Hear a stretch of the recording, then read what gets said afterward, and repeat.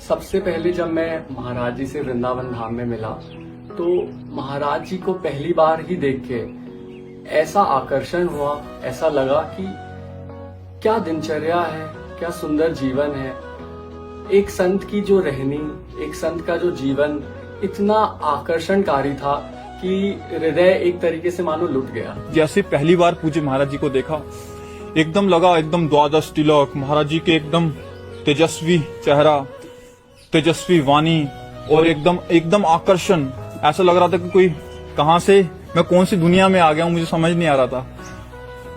देखते ही एक अलग सी अलौकिक सी आनंद की अनुभूति हुई। पूज्य महाराज जी से पहली बार भेंट हुई। ओहो, वो भेंट मेरे जीवन का वो एक दिन ही अलग था, जिसमें मतलब पूरे जीवन को ही चेंज कर दिया उस एक मुलाकात ने, पहली मुलाकात में। महाराज जी का ये जो मैं जब मुखमंडल जब पहली बार जब दर्शन हुआ जी, तो हृदय में एक अपार आनंद का अनुभव हुआ जी। और ये हुआ कि जैसे यही मेरे सर्वस्व हैं जी, इन्हीं की खोज थी जी, जो अब पूर्ण हो गई, अब विश्राम हो गया। इन्हीं के श्री चरणों में हमारा सर्वस्व विश्राम। कि महाराज जी का जो सत्संग था ना, वो ऐसा वैसा सत्संग नहीं है। वो जीव को अपने संकल्प से पूरा संसार से खींच के निकालते हैं और परमार्थ में उसी जगह पे लेके पहुंचाते हैं कि ये बिल्कुल मतलब साक्षात मानो कि प्रिया जी ही आके ये कर रहे हैं, नहीं तो असंभव है ये। वो मोमेंट तो मैं आज भी चेरिश करता हूँ। वो हृदय में एक बहुत ही स्पेशल मोमेंट है। मैं तरस रहा था कि महाराज जी को एक झलक मिल जाए, क्योंकि महाराज जी का लाल चेहरा, वो दिव्यता झलक रही थी, उसी से मोह लिया। ऐसा लगा कि कुछ हुआ है और पता नहीं क्या हुआ है, और आंसू चल रहे थे। एकांतिक में ऐसा लगता था कि ये सब हमारे लिए हो रहा है। जो हम पहले दिन सोचते थे कि ओहो, मतलब हर बात दूसरे दिन वैसे ही उसी प्रवाह से, क्वेश्चन कहां से हो रहा है, प्रश्न कहां से आ रहे हैं, उत्तर कहां से आ रहा है, और हो किसके लिए रहा। मतलब ऐसा लगता था कि सब कुछ हमारे लिए हो रहा है। मेला में माता पिता के साथ में बच्चा होता है ना, तो जैसे बच्चा खो जाए जी, तो माता पिता ढूंढते हैं, लेकिन बच्चा भी देखता है कि कहाँ है माता पिता जी।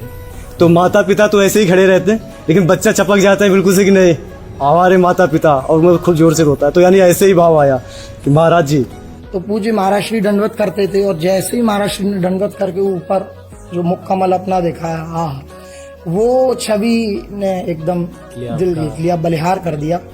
और हृदय में उसी समय हो गया कि लाडली जी ने ठौर दे दी। तो जब पहली बार गुरुदेव भगवान की हमने वाणी सुनी तो एक अलग सा आकर्षण था। तो लगा हम पता नहीं कितने जन्मों से आपस में एक दूसरे को जानते हैं, जो इतना प्रेम गुरुदेव भगवान की दृष्टि से, जो उनकी वाणी से झलकता है, मतलब वो हम डिफाइन नहीं कर सकते उस समय क्या हो रहा था हमें। पहले जैसे संसार में भोगों को लेके अलग अलग कामनाएं रहती थी, एक जलन अंदर पैदा ही रहती थी, हर एक चीज को भोगने की इच्छा बनी ही रहती थी। अब यहाँ आके एक विश्राम, एक शांति महसूस होती है। अब ऐसा लगता है अब कुछ नहीं चाहिए। यहाँ पर आके अब लग रहा है कि हाँ, जीवन का यही उद्देश्य था जो हमें प्राप्त हुआ। महाराज जी ने जो ही बस ऐसे देखा, तो बस हमने एक पंक्ति सुनी थी, नजर रुख की दिखाकर मुस्कुरा कर लूट लेते हैं, निगाहों को निगाहों से मिलाकर लूट लेते हैं।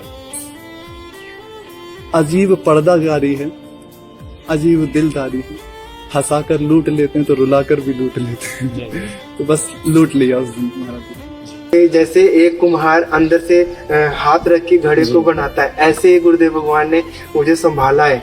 विशेष कृपा जीव पे कर दी।